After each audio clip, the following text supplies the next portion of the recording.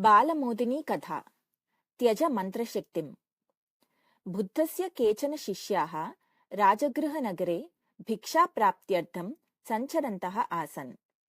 तदवसरे तैः कस्यचित् स्तम्भस्य उपरि स्थितं फलकम् एकं दृष्टम्। तत्र लिखितम् आसीत्, अस्य स्तम्भस्य उपरि यः चन्दनकरण्डकः अस्ति सः सुवर्णेन पूर्णः।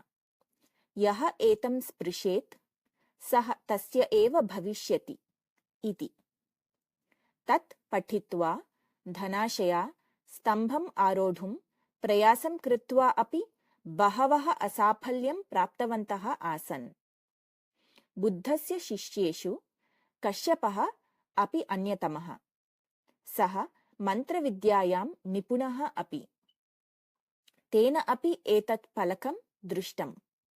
सर्वेषु पश्यत्सु सः मन्त्रविद्याबलात् तं करण्डकं प्राप्य वस्त्रान्तरितं विधाय अग्रे गतः।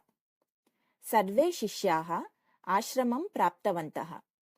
ते बुद्धं प्रवृत्तं सर्वं निवेद्य कश्यपस्य मन्त्रविद्याश्रेष्ठतां बहुधा प्रशंसितवन्तः। बुद्धः कश्यपं स्वसमीपम् आहूय अपृच्छत्, भोः, किं त्वं मन्त्रविद्यां सम्यक् जानासि? किञ्चित् जानामि आर्य, क्वचित् पठिता सा। किमर्थं चन्दनकरण्डकस्य प्राप्त्यर्थं तस्याः उपयोगः त्वया कृतः?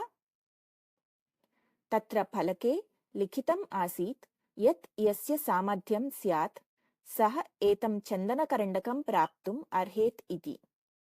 मया आत्मनि सामर्थ्यं दृष्टम्, अतः मन्त्रप्रयोगबलेन सः करण्डकः प्राप्तः। विनयेन अवदत् कश्यपः। किं सः करण्डकः त्वदीयः आसीत्? न, सामर्थ्यवतः एवं भवितुम् अर्हति इति लिखितम् आसीत् तत्र। मम तु सामर्थ्यं यत् त्वदीयं न, तस्य प्राप्त्यर्थं त्वया कृतः अयं प्रयासः तव अधोगतिं निरूपयति, बुद्धः असन्तोषमिश्रितेन स्वरेण अवदत्। तत् कथं?